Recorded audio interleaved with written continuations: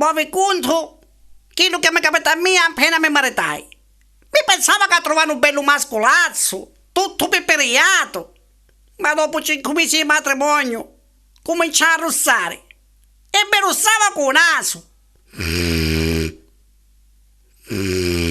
Mi sembrava una moca di caffè.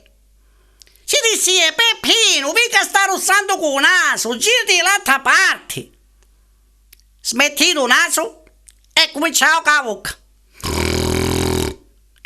Ho posto sì, ma che supporta tutta la vita così?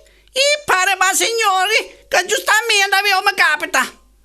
Comunque, una sera, eravamo settati sul podevano, li stacevo vedendo un bello film, con Tom Cruise e cazzo di canne.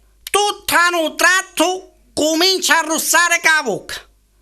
Io mi arraggiai, mi alzato il divano, mentre io andavo alla cucina, pigliai un tappisura di bottiglia, su seconda bocca, smetti il naso, smetti la bocca, però dopo cominciare a